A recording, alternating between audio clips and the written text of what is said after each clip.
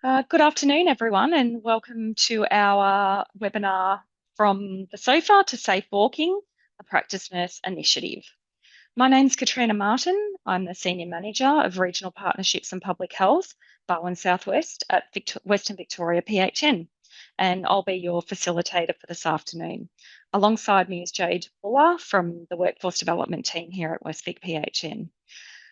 I'd like to begin by acknowledging the traditional owners and custodians of the unceded lands and waterways.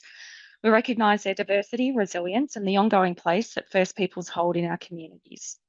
We pay our respects to the elders, both past and present, and commit to working together in the spirit of mutual understanding, respect, and reconciliation. We support self-determination for First Nations peoples and organisations. So just a little bit of housekeeping to start us off. You can view the majority of our webinar recordings on PHN Learn YouTube channel. Jade will put the link into the chat so that you can access the recorded webinar events. Please see our upcoming events on the screen now. You can register for those on our website, and Jade will pop that link into the chat for you as well. And you can see here there are quite a lot of upcoming events that will be relevant for practice nurses and practice managers. Please make a note of the Westvic PHN Health Pathways relating to this topic, which is on your screen at the moment. Many of you will be familiar with Health Pathways. It's a free online resource with localised clinical and referral information for health practitioners. In the past, Health Pathways was only available to GPs, but it's now open to practice nurses and other health professionals. So if you're not already registered, please follow the links here. And you can get assistance in setting up a personalised login if you need it, but it's a great resource. A certificate of attendance will be emailed to participants, so please just take a moment to check that your full name is displayed correctly. If it's not, if you're not named correctly, you can do that yourself, or you can just type your first and last name into the chat box. That will only be seen by ourselves. The event is being recorded, so please keep yourself on mute unless you'd like to ask a question during the designated Q&A time, which will be at the end of the webinar. And we encourage interactivity and discussion, so feel free to type in your questions in the chat box at any time. Also, your feedback is important so that we can help improve the webinars and other education offerings we provide, but it's also a way for this group and the attendees of this webinar to make connections going forward. So there will be a survey at the end of this webinar, and you'll be able to put your hand up and say, yes, I'd like to continue this work and get some support from this group and these presenters as well. So just keep an eye out for that. So without any further ado, I'd like to hand over to Dr. Hugh Seward, who is a general practitioner and sports and exercise physician. So Hugh, over to you, and Hugh will be introducing the rest of our speakers and doing his own intro as well. Thanks, Hugh. Thanks, Katrina, and welcome to everybody, and thank you for this great opportunity to talk to you all about, firstly, the merits of promoting physical activity for your patients who are inactive, to reducing the levels of inactivity and getting people walking. So I'd like to talk to you first. This is the initiative for today's webinar has come from Active Geelong, and Active Geelong is a community-based organisation that is promoting physical activity across our community, not just within medical practices or with GPs and nurses, but in workplaces and through the general community, and looking further to disadvantaged communities. Why are we focusing on physical activity? One of the benefits of focusing on physical activity to improve people's health is that it works, but also that the it's a positive message for people. When we are looking at chronic disease, we're telling them a lot of things that they shouldn't do, but this is a positive message. And we know the list on the side of the screen there, you're well aware of the benefits of cardiovascular disease and diabetes, and hypertension and obesity, of promoting physical activity and getting people off the couch or off the sofa. But we also now know that it has huge benefits for depression and anxiety, and even for dementia. And there are benefits also in cancer prevention. And we're going to take you to our initiatives about promoting walking, because there's a further aspect to walking groups, and that's social connection. This is some details here about Geelong, but I know that we've got people from all over Western Victoria, and so whilst there's a Geelong focus here, because Active Geelong has been started in Geelong, we're here to help throughout Western Victoria for those nurses who want to explore how walking and walking programs can help their patients. So I'd like to introduce our three speakers. We're going to start with Janet Ashton, who is our walks coordinator for Active Geelong and is both a nurse and a personal trainer. And she's been closely involved in running our walking programs and creating new walking programs, not just for the ordinary active person, but these are special walking programs for the people who are inactive and need some support. And then I'm going to pass to Aaron Beecroft, who's doing his PhD through the Institute of Physical Activity and Nutrition at Deakin University in the School of Exercise and Nutrition, and as an exercise physiologist. But his particular interest is in working with GP practice nurses in this space. And then we're going to give you a really practical example, because Sally Waldron, who's a practice nurse at Kunatjarra Medical Clinic in the northern suburbs of Geelong, has done all of this, has set up her own clinic walking program with great success. And then we'll have an opportunity for Q&A. So now I will ask Janet to produce her presentation. Thanks, Janet. Hi, everyone. Thanks for being here. Yes, I am Active Geelong's walk coordinator with a background in nursing myself and more recently personal training. But I want to provide you with some background on our walks, so where they kind of began and then where they are now and our plans for the future.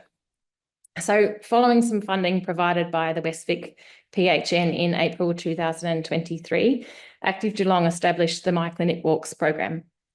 This program was aimed at GPs and GP practices to complement other social prescribing initiatives that the PHN were involved in. The aim was for GPs to engage their patients in discussions around physical activity and encourage and refer to us appropriate patients to join our walks. Our target population was older adults who were currently inactive with chronic health conditions. In October 2023, following much planning and preparation, we commenced 2 walks per week in the central Geelong area, one around the East Geelong Gardens and one along the river on the Barwon. The walks are supported by the National Heart Foundation walking program. So to engage our GP community, we held multiple webinars similar to this one and visited clinics with resources such as flyers and posters. So whilst the walks continued to be supported by the GPs, the numbers of referrals were disappointingly low. So over the course of the year-long project, we continued to adapt and pursue GPs, but we also started to look at the wider allied health professionals. However, despite our continued efforts, referrals in significant numbers remained absent. So due to the low numbers of referrals, we were unable to carry out our planned trials and subsequent research. However, we did create an internal report which reflected on the difficulties and the barriers that we met. The abstract of this report was presented at the 2024 Asia Pacific Society for Physical Activity Conference in Perth. So that was a success part. That was good. Now we are going to that slide. So where we are now, in the second half of 2024, Active Geelong have successfully partnered with a number of organisations, including KESA, Bellarine Community Health, Kunatjarra Medical Clinic with Sally, Rosewall Community Centre as well. So that's allowed us to grow our walks, and with the continued support and assistance from these organisations, we now have a total of 12 weekly walking groups spread across Geelong, the Bellarine and the Surf Coast. We have an amazing 280 registered walkers and 25 registered walk organisers. Which brings me to our plans. Oh, hang on. Oh, I might have changed the order. Bear with me 1 second. This is me changing my... So our plans for the future is to... So at Active Geelong, we believe it is important that we not only talk, but that we also walk the talk. We aspire to play an active role in promoting and supporting our community to be more physically active. We are committed to reaching more people in our community, and we continue to target the members of our community who are most in need of improving their levels of physical activity.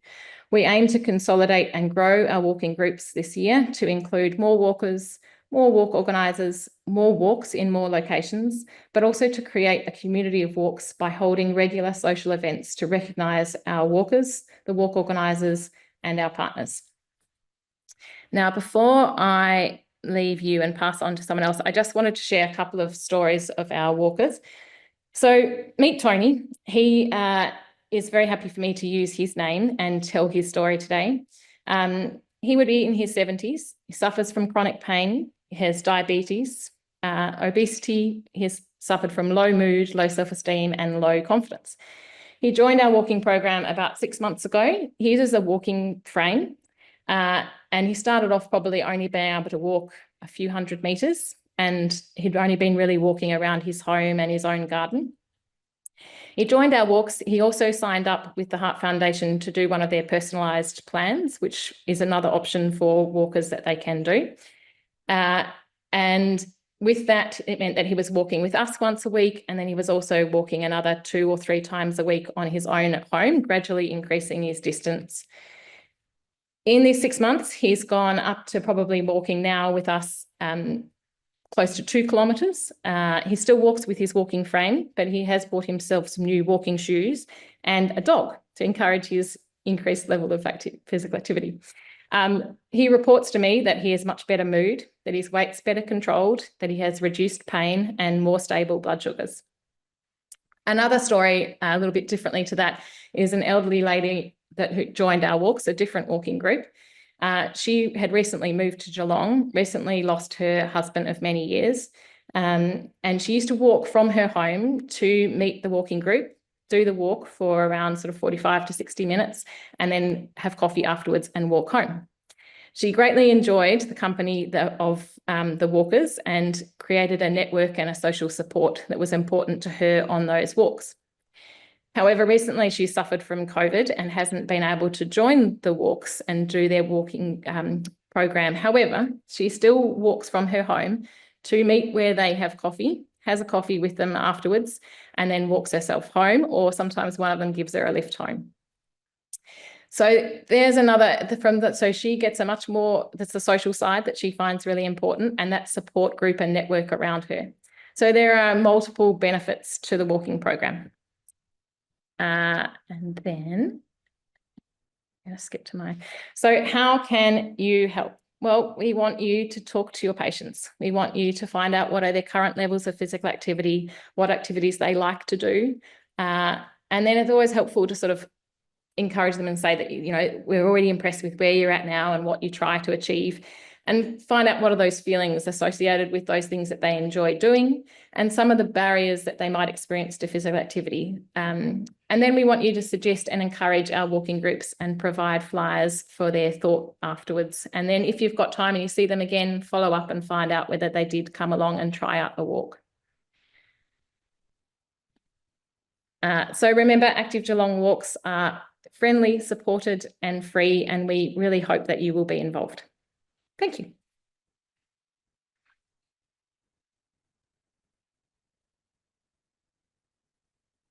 All right, thanks, Janet. Yep, right to go. So as Hugh mentioned at the start, my name's Aaron. I'm a local exercise physiologist here in Lara, but I'm also doing my PhD at Deakin University, and I'm actually interested in exploring the role that practice nurses can play in screening and providing some advice around physical activity and sedentary behaviour as well. So that's, I suppose, what's led me to be in front of you today. So to start with, just looking at what I'll discuss. So we'll look at obviously the benefits of being physically active, but also being mindful to reduce our sedentary behaviour. I'll go over the physical activity and sedentary behaviour guidelines and look at how you can hopefully use these with the individuals that you see in your clinic as well. And I'll touch on, as has already been touched on a bit by Janet, actually, the benefits of socialisation and that aspect of group-based activity, and what the literature says about walking groups as well. So as Hugh's already mentioned, most of us will know the importance of completing regular exercise and physical activity for both our physical and mental health. So as you can see there's a reduced risk of many common chronic diseases such as type 2 diabetes, cardiovascular disease. Can help to lower the risk of cancer mortality, but also manage the side effects of common cancer treatments as well, and also lower the risk of common mental health conditions such as depression and anxiety. It's also important, especially as we get older, to maintain our strength and complete strength and balance-based exercises. And this helps to reduce our risk of falls, and also, even more importantly, potentially our risk of falls-related injuries and the subsequent effects that can occur from there.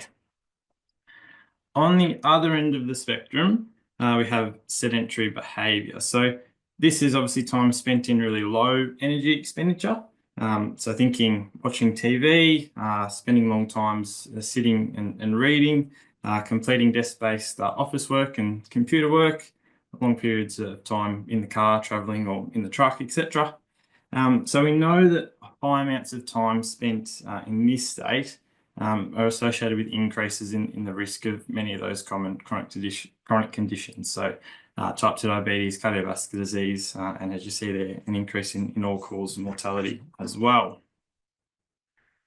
So this is why we have our physical activity and sedentary behaviour guidelines. So obviously starting on the left there is our aerobic guideline component. So, and that is the recommendation to complete 150 to 300 minutes of moderate intensity physical activity, or 75 to 150 minutes of vigorous intensity activity, or the equivalent combination of the two.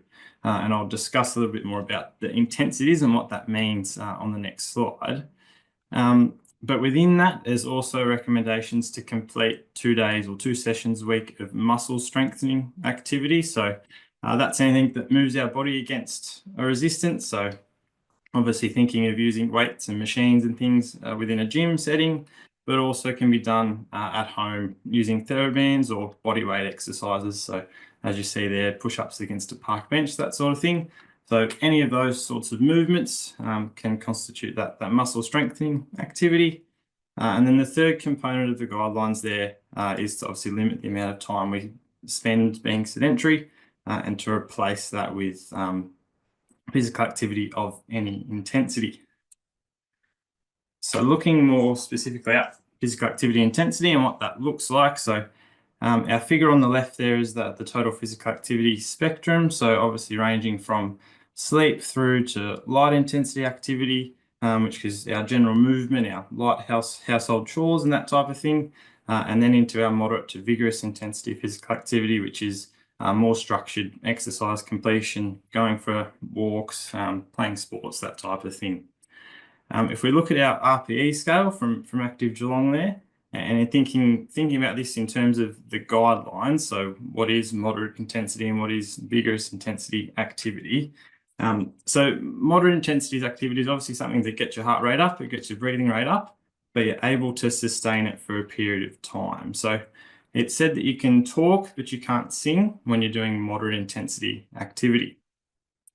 Whereas obviously vigorous intensity activity is harder to sustain. Our breathing rate's even higher, our heart rate's even higher, and we're moving into not being able to talk complete sentences when we're doing vigorous activity. So we can't hold a conversation when we're doing vigorous activity, vigorous intensity exercise.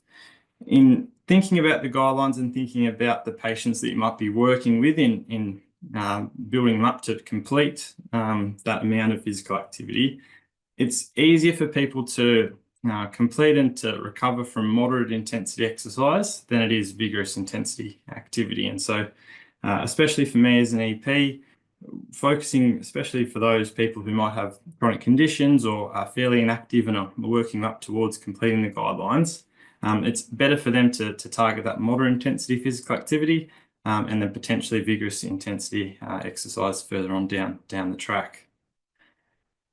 So looking at that in summary, a minimum of 150 minutes of moderate intensity activity, completing 2 days or 2 sessions a week of muscle strengthening exercise, and limiting the amount of time we spend being sedentary.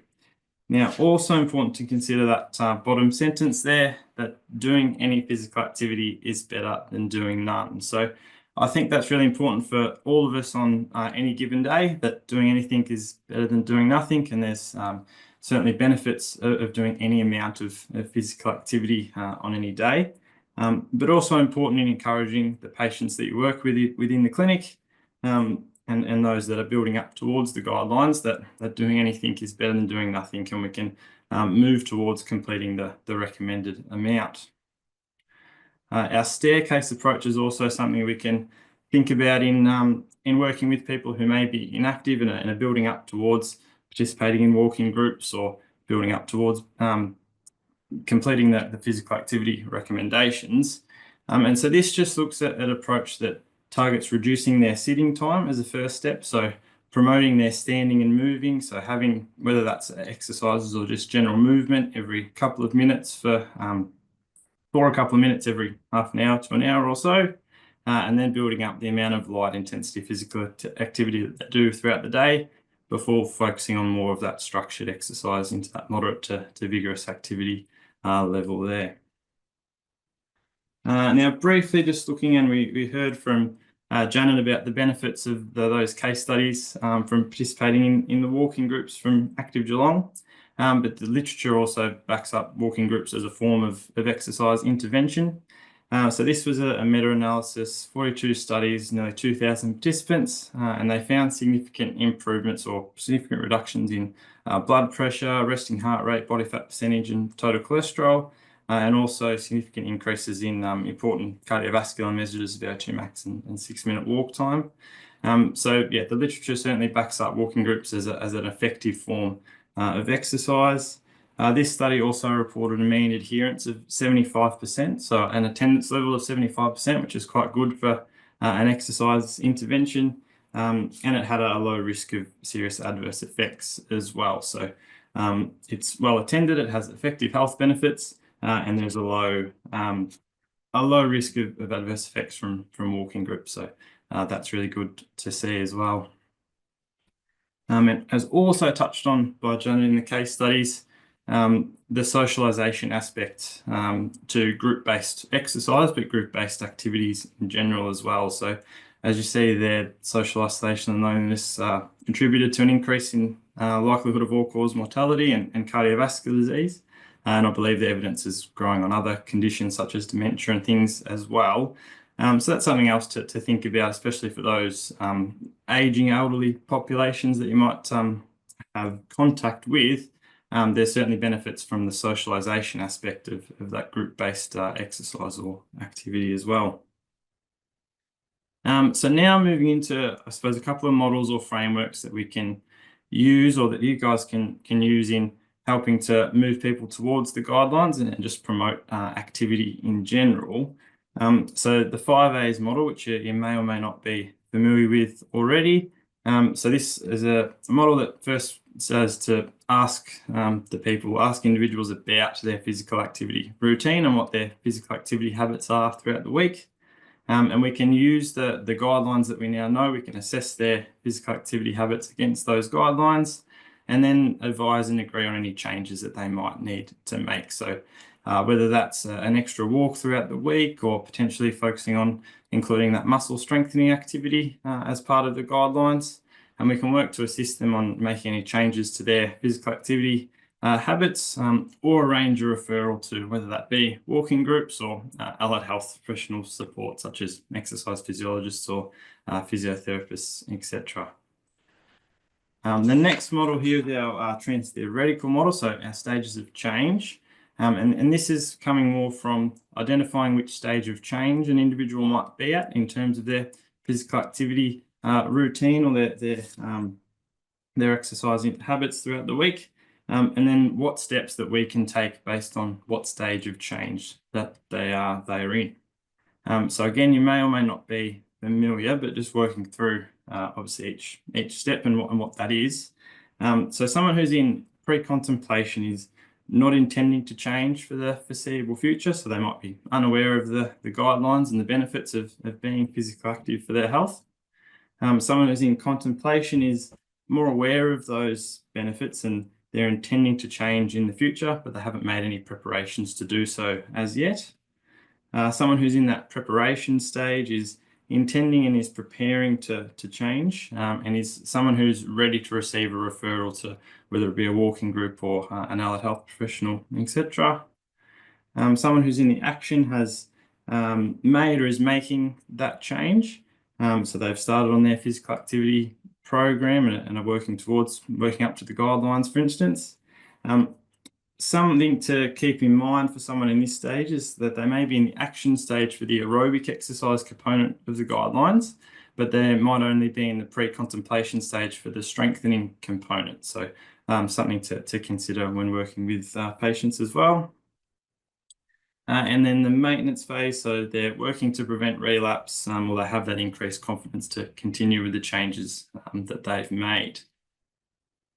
So just quickly, this is part of the resources that I've provided on using the stages of change model and working with physical activity, but this is just a little flow chart of the questions that you might be able to ask to help you identify what stage of change the individual might be in. And again, obviously, starting with asking the question on their physical activity habits and how physically active they are. But to finish off, just wanting to go through what you might do once you've identified what stage the individual is in terms of their physical activity routine. So someone who's in that pre-contemplation stage, we can obviously educate them on the guidelines and on the benefits of being physically active or potentially the risks of being inactive for their health. And hopefully we can move them towards that contemplation stage where we can discuss the pros and cons or identify any barriers or facilitators that might be in place to them increasing their activity. That include identifying support systems and things. And then for someone who's in that preparation stage, as I mentioned before, they're ready to receive that referral to whether it be walking groups or any other exercise programs, allied health professional support, etc. And then the action phase, obviously they're regularly participating in that physical activity, and we can continue to provide that positive reinforcement and reinforce the benefits of being active towards the guidelines, and obviously evaluate their goals and things as they may change.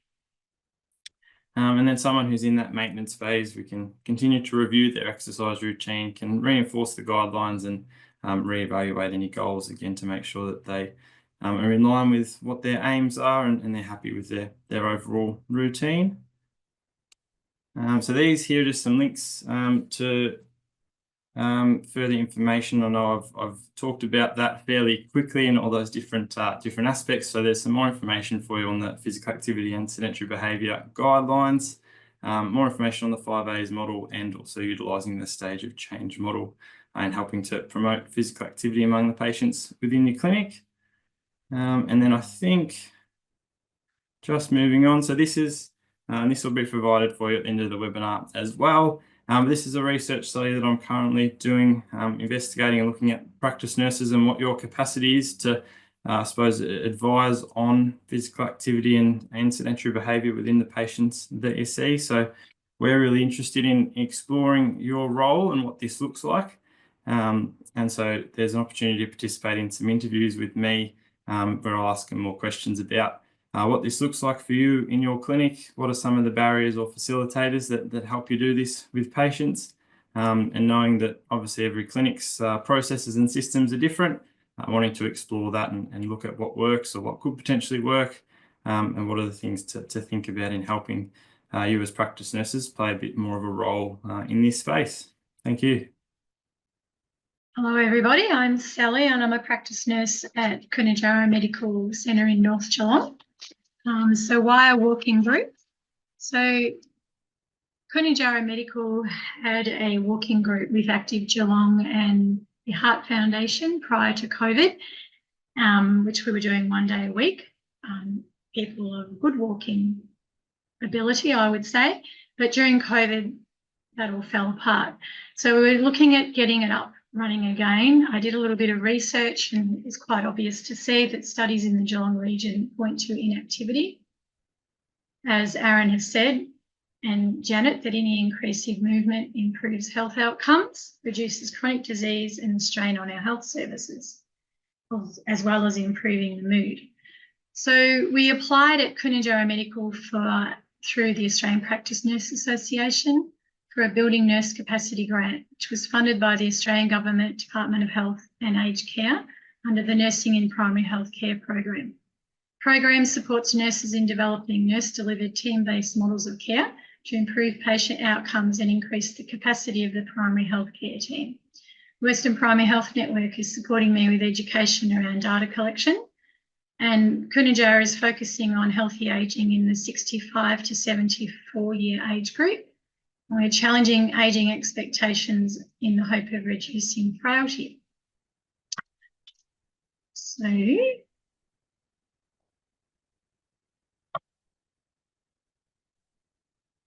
get the case study up and running, we did a data search of the patients aged 65 to 70, and we found we had 285. We put posters up in the clinic about the reasons why you should be active. I obtained direct referrals from the GPs, the other nurses, diabetic educator, dietitians, and the reception staff. Then we looked into the files. I looked into patients' past history and saw who would be, good people to start, to get them up and moving, people that were normally not up and about. So this is Maria. She was referred to me by her GP, 70-year-old lady. She's Croatian-Australian, widowed with one adult child close by, the other one residing in Melbourne. She'd worked as a chef in aged care facilities and, of course, was now retired, widowed, and she had limited social supports. She had enjoyed walking daily by herself, but had recently experienced these episodes of severe knee pain, which resulted in her falling to the ground. And as a result, she was walking less due to her fear of falling and maybe doing more damage. She'd stopped mowing her lawns, which she said was due to decreasing strength of her arms and shoulders, but was still walking to her local shops and spending time in her garden.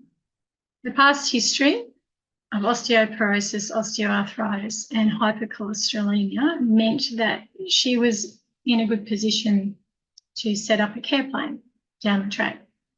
So I got her in, gave her a call and got her in and did her observation. She had some slight hypertension, recent weight gain, which she said was due to her inactivity, and a BMI of 34. Her diabetes risk assessment was 20, which was classified as very high. She told me that she had a younger sister who'd become a type 2 diabetic that month. The doctor was unaware of this, so that was a good find. Her grip strength showed a weakness on both sides, which supports the fact that she mentioned her strength for pushing the lawnmower had decreased. The other tests that we performed were the gait speed, the Edmonton Frailty Score, and the cognition status, which all were normal. So what next? She had some chronic disease conditions there that we thought she would be eligible for a care plan. So she already had one in place. Her doctor had been sending her off to see a physiotherapist and a podiatrist. So we did a review, billed her for the review. She also saw an optometrist every year, and she had a regular pharmacist. We set up some SMART goals. So her goals were to come and join the walk group and hopefully lose a little bit of weight and make some social connections. And then we talked about coming back in about every 3.5 months to review everything and see how things were going. So Maria was the first patient to attend the walking movement group, and we decided to name ourselves the Kunatjarra Movers. And this was a little hat. We had this symbol made into a hat, which all of the participants have, and they like to wear when we walk around the oval. So we walk about 500 metres down from Kunatjarra practice at the Hamlin, I think it's the Hamlin Park football oval on a Wednesday at about 9:30. We walk anything from 20 minutes to an hour. It's a good footpath, and there are public toilets, 2 sets of public toilets available.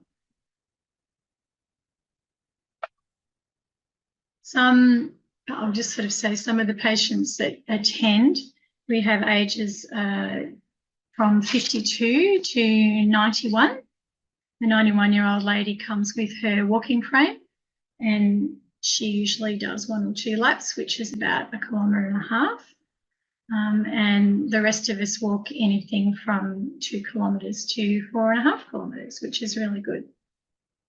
So a few of the challenges and tips, we found that framing how you describe what the group is. If I was ringing a patient and telling them it was a walking group, to some patients this is a real barrier because they don't like the idea of walking. They sort of think that that's almost running.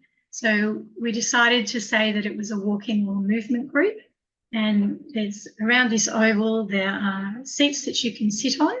So if they start walking and they need a rest, they can have a rest and we'll pick them up on the next lap.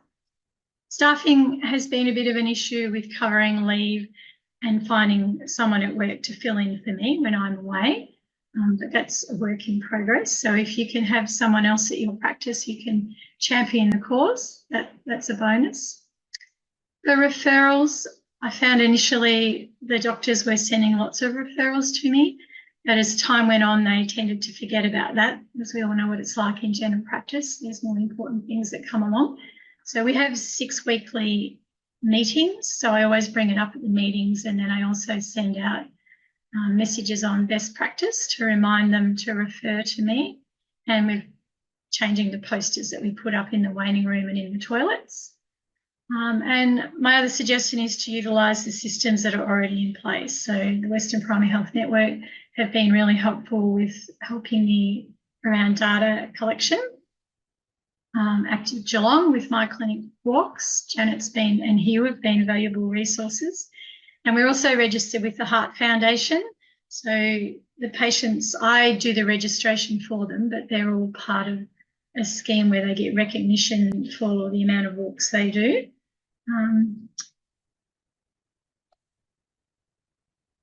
So going on from there, a way of making this work for your clinic, I'm very lucky that the doctors I work with are happy to pay me for the hour that I'm doing the walk. There's other ways to help with that. You can do your chronic disease management item numbers.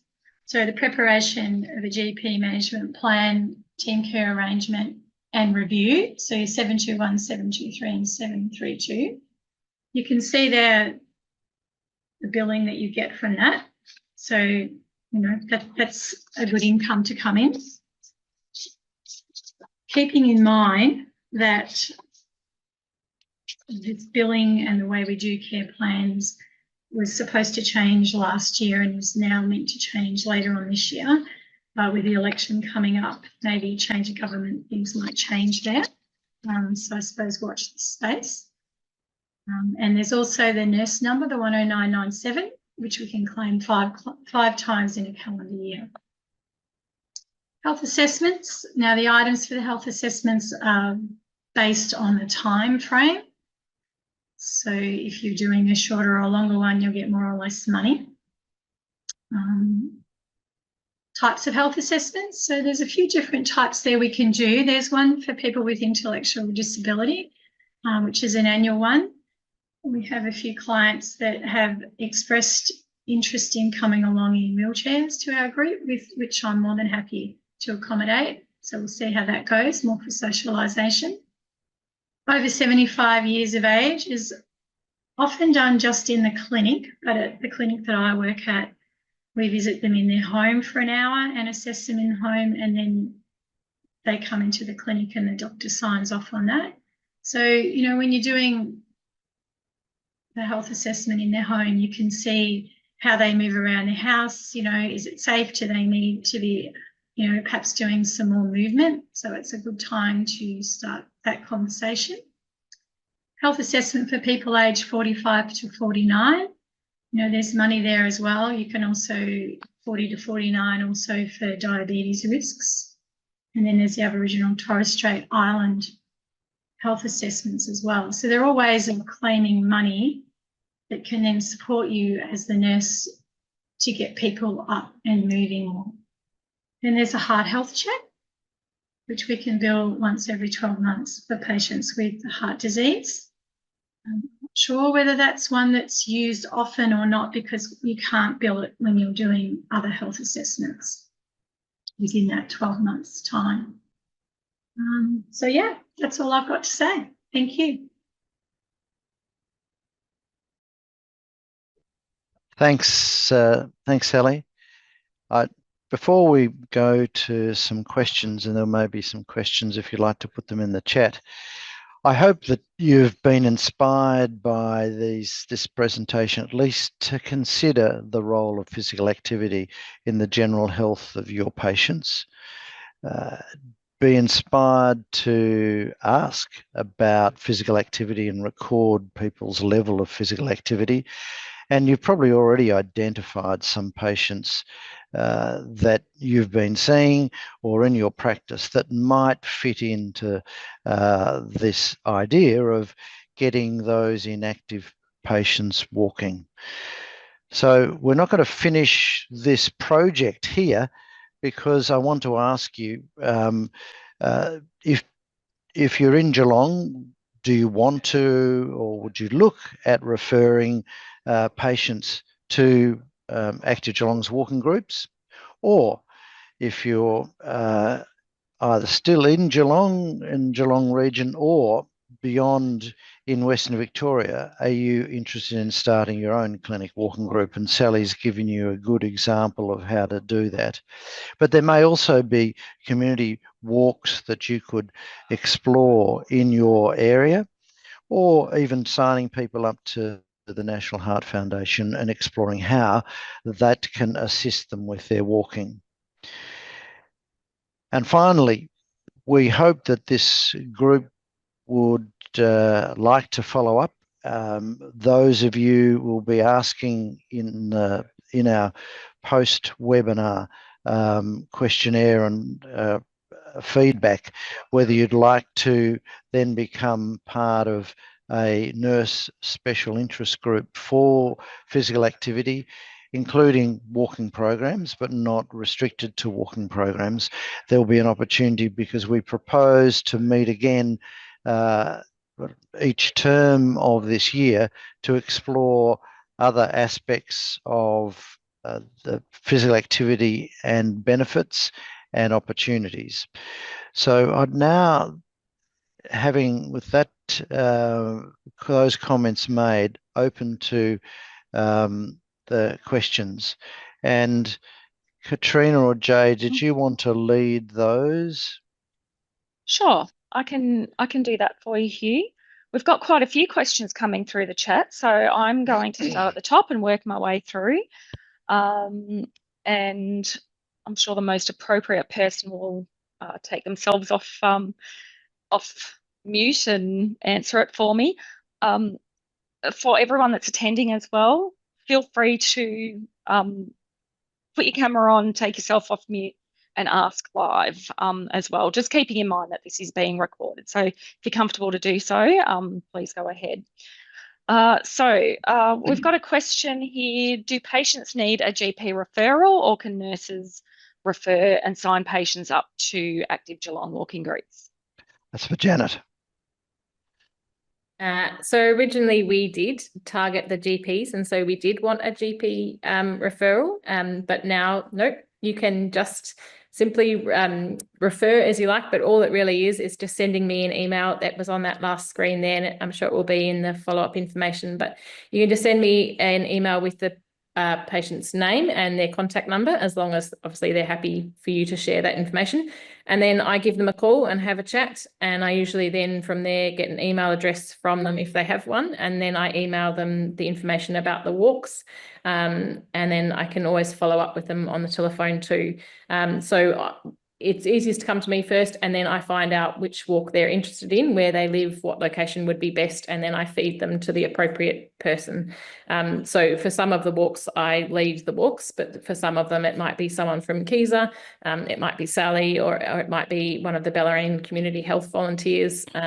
So I will feed it to whoever's the relevant person. Thanks, Janet. We've got a few questions coming through about the weather, which is not surprising given the Victorian climate. How does the weather impact your movement group, and do you go in all weather? And another one around the fitness level. So do you ever separate groups by fitness level into different tracks? So probably I or Sally can both answer these ones, and we may do it slightly differently, but what I advise is, I tell people is that, you know, unless it's extremely wet or extremely hot, I will generally be at the walk location.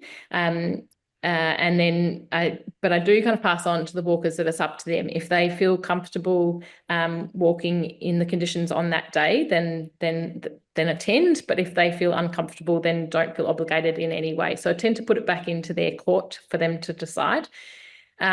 Sometimes you can set up something like a WhatsApp group. So for some of the walks, we have a WhatsApp group. Not everyone's willing to necessarily be on that. So those that are, I will put it onto the WhatsApp. You know, it's hot today, you know, but I will be there, or it's extreme weather today, I won't be. For the people who I can't contact on the WhatsApp group, I will often give a phone call separately or a text message separately, or if need be, an email. And again, I also kind of pre-word them and say, look, if you're not sure if the walk's going to be on and it's not looking that nice outside and you haven't heard from me, then just, give me a call. So I predominantly keep the walks going regardless of the weather, unless it's unpleasant. And then in which case, if it's really wet or really hot, we will cancel them.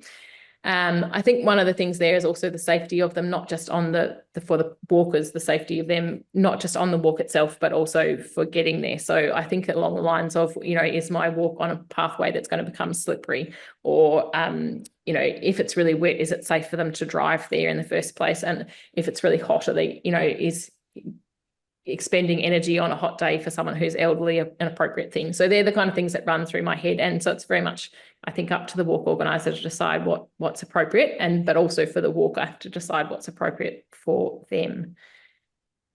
Thanks, Janet. That was really comprehensive. Some So really good points. The other question, Yes, Sally.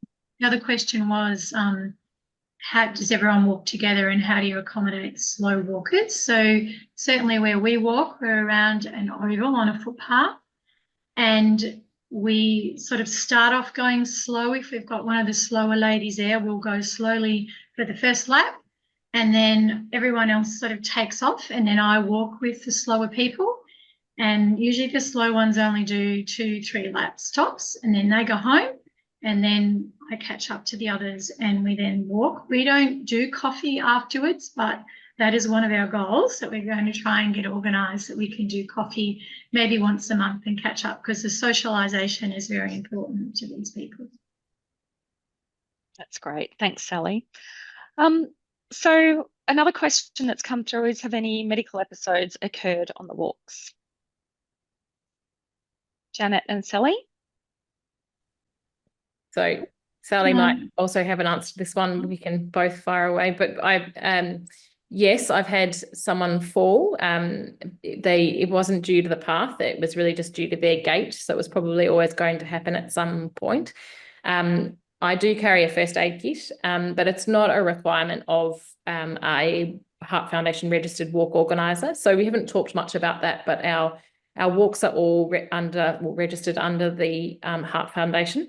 So the Heart Foundation has a walks program that they've been running for many years. Active Geelong is the host organisation, and then under that host organisation we have myself as the walk coordinator. And then under the walk coordinator, there's all the different walk organisers for the various walking groups that we have, which I think is 12 now, as I said in my talk. I've lost track of my thoughts there. Do you want to jump in, Sally? The only medical incident we had was a twig flicked up and scratched someone's leg, and I just had some dressings in the car. From when I go do home health assessments, and we just popped one of those on. She was fine. Thankfully, that's all. So our walk reminded me. So the walk organisers do their training through the Heart Foundation's website, but it's fairly basic training, and it's really nothing demanding. So and it doesn't require them to have any first aid training. So probably from Sally and I, it's that nursing background that kind of encourages us to carry a first aid kit, but it's definitely not a requirement. Walkers walk at their own risks. Yes, we haven't had many. I know a couple of the other walk organisers that aren't here today in other groups have had a couple of incidents. The Heart Foundation does have a reporting system, so you do ring into the Heart Foundation and report the incident. But generally speaking, it's a pretty safe activity. And importantly, can I just add with the Health Foundation that they provide insurance.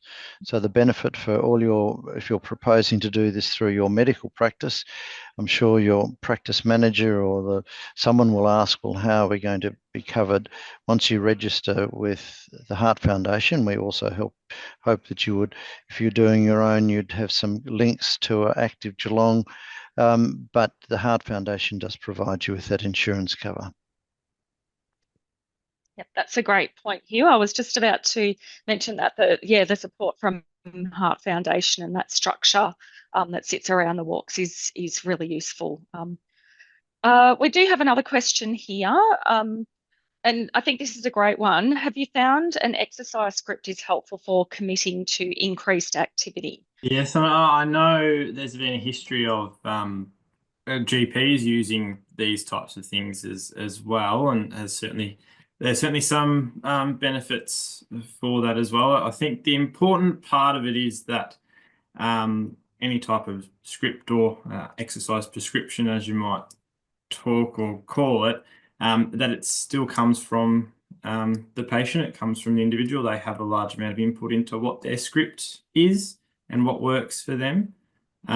So I think that's probably the important point of any prescription, is that it relates to that individual, and that they agree on that prescription for them, and also that it obviously can be revised with their consultation as well. That's probably what'll work best. It's not just someone giving it to them and saying, yes, you have to do this. They have that input in what that script looks like for them and what's going to work best for them within their week as well.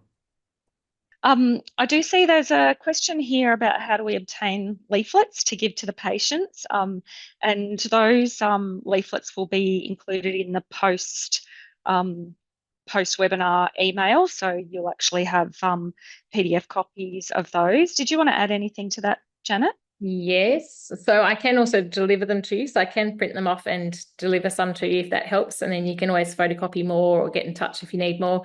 And you'll see in those resources that there are different ones we made up for different walks. So depending on what you want for your clinic and what area you're in, we can sort of make up a different one that sort of targets your area a little bit more. So they're, I guess, an example of the flyers and posters that we can create, and you're very welcome to use those, but we can also create more that are more suitable to your practice if you wished. The other main resource that's on there is a kind of a PDF one that is like a kind of like a PDF version of a leaflet that they can go through, and they can look a little bit about what Active Geelong's about, and then it has little maps and things of all the different walk locations that we have, and a list of other associated walks as well underneath that Active Geelong Walks umbrella. So that's a good resource that you can, if they're savvy, you can email that to them, and they're welcome just to have a read through that, and it has all the contact details to contact me and the Heart Foundation link to register themselves with the Walks program. And Thanks, Janet. So- Katrina, can I just add that Yeah.